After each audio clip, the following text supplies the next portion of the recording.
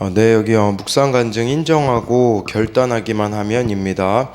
저는 유명 외국계 기업을 다니며 어느 정도 인정을 받았고 교회에서도 소그룹 리더로서 예배와 11조 생활을 잘했기에 스스로 정결하다고 여겼습니다.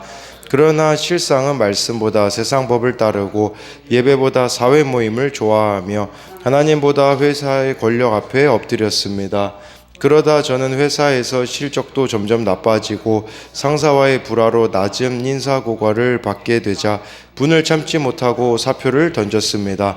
아무런 준비 없이 회사를 나왔지만 언제든지 원하는 회사에 갈 수 있다고 자신했습니다. 그러나 현실은 9개월간의 실직이었습니다. 그때 저는 그동안 소홀했던 수요 예배에 참석하면서 예배를 회복하고 교회 주차 봉사를 하면서 저의 모습을 직면하게 되었습니다. 비록 실직의 환경은 변하지 않았지만 매일 가난한 나병 환자가 드리는 제사와 같은 기쁨을 맛보며 하나님 자리에 앉아 내 힘으로 이기고 또 이기려 하던 저의 교만을 보고 회개하게 되었습니다. 물질의 11조가 제일 쉬웠던 저는 수입이 없어 시간의 11조밖에 드릴 수 없는 환경이 되어서야 인정한 11조는 내가 가장 소중히 여기는 것을 하나님께 내어놓는 것임을 깨달았습니다.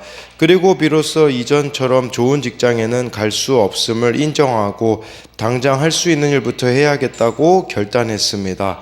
그렇게 가난한 마음으로 제 힘이 미치는 대로 물질과 시간을 들이며 내 죄와 환경을 인정하고 결단하자 놀랍게도 하나님은 저에게 한 기업의 영업 책임자 자리를 허락하셨습니다.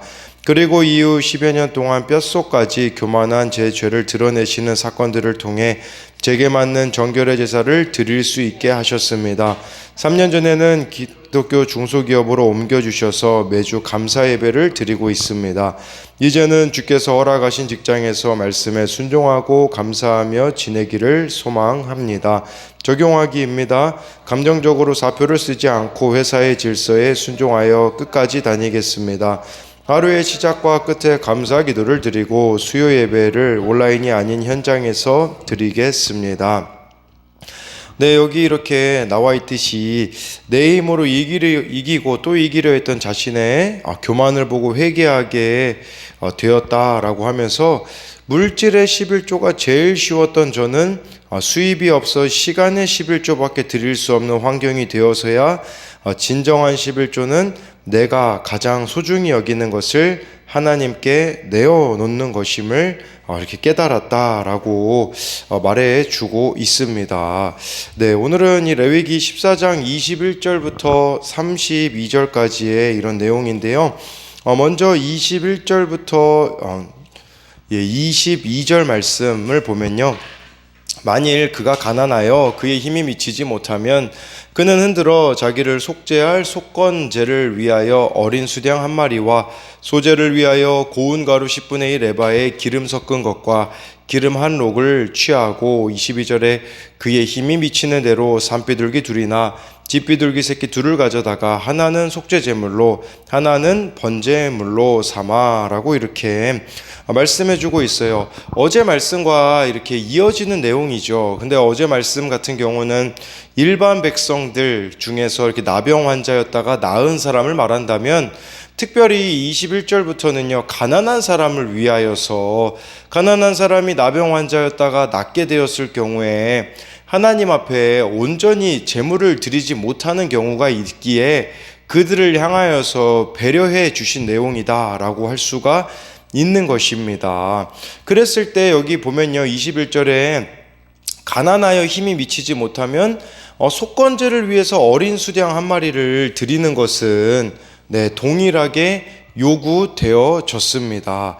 그런데 여기서 조금 달라진 게 있다면 21절에 고운 가루, 어제 평민이었을 때는 10분의 3이었습니다. 근데 여기서는 10분의 1로 줄여 주었다라는 것을 확인할 수가 있는 것이겠죠. 22절에도 보면요, 또 제물도 바꾸어 주었어요. 네, 여기서 원래 이렇게 양 2마리를 속죄제와 번제로 드려야 됐거든요. 가난한 사람을 위해서는 산비둘기 2를 드리거나 집비둘기 새끼 2를 드려야 했습니다. 여기서 중요한 것은 집비둘기는 새끼를 드려야 됐었다라는 것을 말씀해 주고 있는 것이죠. 왜 그랬을까요? 아무래도 새끼여야 더 하나님 앞에 드리는 데 있어서 귀한 것이기 때문이다라고도 볼 수가 있는 것이에요. 그러니까 이게 무엇을 말하겠습니까? 형편에 맞게 최선의 것을 하나님 앞에 드려야 한다라는 것이에요. 하나님은요, 이렇게 가난한 자들이 드리는 비둘기, 산비둘기 둘이나 집비둘기 새끼 둘을요, 양처럼 받으시겠다라는 것을 말씀해 주고 있는 것입니다. 하나님께 중요한 것은요, 재물이 아니라 사람인 것을 보여주고 있는 것이겠죠. 하나님의 은혜를 받는데 그렇다면 우리에게 필요한 것은 무엇이겠습니까? 경제가 아니라 경건입니다. 그리고요, 많은 재물이 아니라 은혜를 사모하는 마음이 우리들 가운데 있어야 되었다라고 할 수가 있는데요. 그래서 21절, 22절에 대한 적용으로는요, 가난하다고 정결함이나 구원을 위한 공동체의 일에 나서기를 꺼리지는 않습니까? 가난해도 나의 정결함을 위해 여호와께 드려야 할 나의 시간과 물질은 무엇입니까? 나는 정성껏 헌금을 드립니까? 내가 좋아하는 일에는 돈을 아낌없이 쓰면서 하나님께 드리는 것을 아까워하지는 않습니까? 중요한 것은 마음의 문제가 아닐까 생각을 합니다. 그래서 주어진 형편 가운데 최선의 것으로 하나님 앞에 나아가는 것이 중요하다라고 할 수가 있습니다. 23절부터 25절까지는요, 여덟째 날에 그 결례를 위하여 그것들을 회막문 여호와 앞 제사장에게로 가져갈 것이요, 24절에 제사장은 속건제의 어린 양과 기름 한 옥을 가져다가 여호와 앞에 흔들어 유제를 삼고, 25절에 속건제의 어린 양을 잡아서 제사장은 그 속건제물의 피를 가져다가 정결함을 받을 자의 오른쪽 귓부리와 오른쪽 엄지손가락과 오른쪽 엄지발가락에 바를 것이요 라고 해서요, 여덟째 날 그 결례를 위해 이제 여덟째 날에 이제 또 온전히 이제 정결해져서 공동체로 접붙임을 받게 되어집니다. 성경에서 여덟째 날은요, 참 중요한 날로 많이 나와 있어요. 아이가 태어났을 때도 여덟째 날에 또 이렇게 할례를 받게 되어지는 것이기 때문에 이 여덟째 날이 나병 환자였다가 나은 사람들이 또 새로워지는 날이다라고 할 수 있는데, 이때는요 그런 의미가 있겠죠. 죽었다가 살아나는 날인 것이죠. 근데요, 이 말씀을 보면 진짜 내가 죽었다가 살아난 사람에게는 이 말씀을 지키는 게 어렵지가 않습니다. 근데 내가 죽었다 살아나는 경험이 없는 자들에게는 죽었다 깨어나도 못할 일들임을 볼 수가 있는 것이죠. 그래서 이 23절부터 25절에서는 내가 죽었다 살아난 자인 것을 안다면 이것은 쉬운 말씀이에요. 25절에 나와 있잖아요. 속건제 어린 양을 잡아서 그 피를 가져다가 오른쪽 귓불이, 오른쪽 엄지손가락, 오른쪽 엄지발가락에 바르는 것은 죽었다 살아나는 사람이 전부를 하나님 앞에 드리는 것은 어려운 게 아니라는 뜻이에요.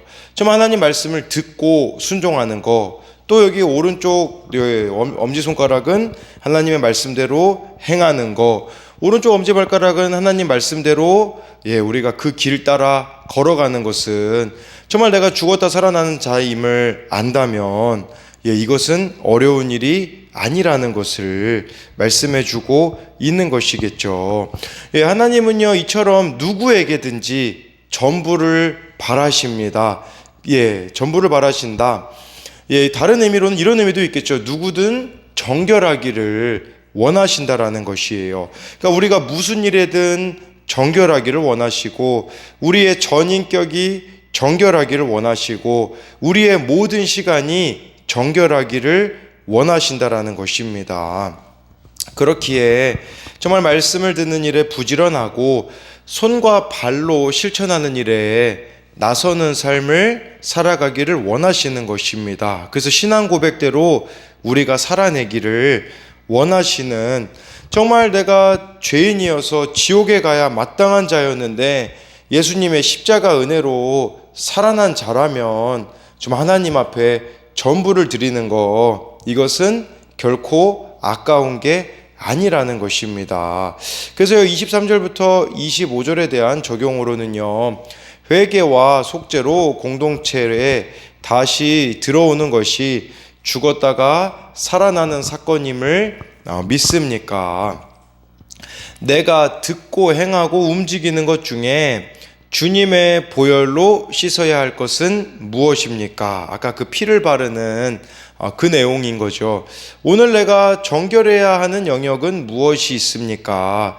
들은 말씀대로 오늘 내가 드려야 할 손과 발이 가는 적용은 무엇입니까? 그래서요, 정말 우리가 듣고 행함이 있는 그런 믿음이 이제는 되어져야 한다라는 것이겠죠. 26절, 27절을 보면요, 제사장은 그 기름을 자기 왼쪽 손바닥에 따르고 27절에 오른쪽 손가락으로 왼쪽 손에 기름을 조금 찍어 여호와 앞에 7번 뿌릴 것이요 라고 해서요, 이 속건제물의 피를 정결함을 받을 자에게 바른 후에 제사장은요, 기름을 찍은 다음에 하나님 앞에서 7번 뿌립니다. 7번 뿌린다라는 게 무슨 의미가 있겠습니까? 이 기름을 하나님께 구별하여서 드린다라는 뜻이에요. 그리고 이런 의미도 있죠. 권능과 능력의 근원은 하나님이십니다 라는 이런 고백이 담겨져 있는 것입니다. 28절, 29절을 이어서 보게 되어지면요, 그 손의 기름은 제사장이 정결함을 받을 자의 오른쪽 깃뿌리와 오른쪽 엄지손가락과 오른쪽 엄지발가락 곧 속건제물의 피를 바른 곳에 바를 것이며, 29절에 또 그 손에 남은 기름은 제사장이 그 정결함을 받은 자의 머리에 발라 여호와 앞에서 그를 위하여 속죄할 것이며, 여기서 중요한 것은요, 아까 피를 바른 곳들 있잖아요. 오른쪽 귓불이, 오른쪽 엄지손가락, 오른쪽 엄지발가락, 거기다가 동일하게 기름을 바릅니다. 이게 무엇을 말하는 것일까요? 이것은요, 속죄, 이 죄사함의 능력의 바탕에 성령이 덧입혀져야 된다라는 의미가 있는 것이에요. 그러니까 성령의 사역은요, 이 예수님의 속죄의 능력을 바탕으로 이루어진다라는 거예요. 그러니까요, 성령에 대해서도요, 능력만 강조하는 사람들이 얼마나 많은지 모릅니다. 근데요, 중요한 것은 성령이 능력이 되기 위해서 우리에게 필요한 것은 바로 속죄, 회개다라는 것을 기억하셔야 합니다. 그렇기에 성령께서, 우리 요한복음에 나와 있잖아요. 성령께서 하시는 일이 무엇입니까? 죄에 대하여, 의에 대하여, 세상에 대하여 책망하신다라는 말씀이 있지 않습니까? 그러니까 회개가 바탕이 되어줘야 되는데, 회개 없이 성령을 마치 능력으로만 사용하려고 하는 사람들이 많아요. 그러다 보니까 인격은 엉망인 사람들이 얼마나 많은지 모릅니다. 성령 사역을 한다라고 말하면서 함부로 말하고 인격적이지 못한 사람들이 너무나 많다라는 거죠. 그러나 그 바탕에는요, 속죄가 있다라는 것을 기억한다면 정말 성령과 친밀한 자들이 더 회개하며 나아가야 되는 것을 보여주는 것이라고 할 수가 있는 것이죠. 그래서 28절, 29절에 대한 적용도요, 나의 속죄의 능력 없이 성령의 사역만 부르짖지는 않습니까? 내 죄를 보고 회개하는 가운데 나의 은사가 어떻게 귀하게 쓰임받고 있습니까? 사실 이게 힘든 거 아닐까요? 정말 이 성령의 역사가 나타나기 위해서 내 죄를 보는 거, 내가 회개하는 거, 그게 이루어진 밑바탕 이후에 이렇게 기름을 바르는 성령의 능력이 나타나야 됨을 보여주는 것이라고 할 수가 있는 것입니다. 30절부터 32절까지를 보면요, 그는 힘이 미치는 대로 산비둘기 한 마리나 집비둘기 새끼 한 마리를 들이되, 31절에 곧 그의 힘이 미치는 대로 한 마리는 속죄제로 한 마리는 소제와 함께 번제로 드릴 것이요, 제사장은 정결함을 받을 자를 위하여 여호와 앞에 속죄할지니, 32절에 나병 환자로서 그 정결 예식에 그의 힘이 미치지 못한 자의 규례가 그러하니라 라고 해서요, 오늘 말씀에 가장 많이 나오는 단어가 무엇일까요? 힘이 미치는 대로라는 단어가 가장 많이 나와 있습니다. 그러니까 오늘 본문에서 가장 중요한 단어라고 볼 수가 있겠죠. 힘이 미치는 대로라는 것이에요. 하나님은요, 우리의 억지스러운 헌신이나 헌금을 요구하시지 않습니다. 하나님은요, 힘이 미치는 대로 주어진 삶을 우리가 성실하게 살아가기를 원하신다라고 말씀해 주고 있습니다. 그렇기에 마지막으로 이 30절부터 32절에 대한 적용으로는요, 오늘 내가 하나님을 향하여, 이웃을 향하여 힘이 미치는 대로 섬겨야 할 것은 무엇입니까? 근데 이 힘이 미치는 대로라는 게 아까 오늘 말씀을 통해 잘 보셔야 돼요. 아까 피를 귀에 바르고 손에 바르고 발에 바르듯이 힘이 미치기 위해서는 먼저 회개가 이루어져야 됩니다.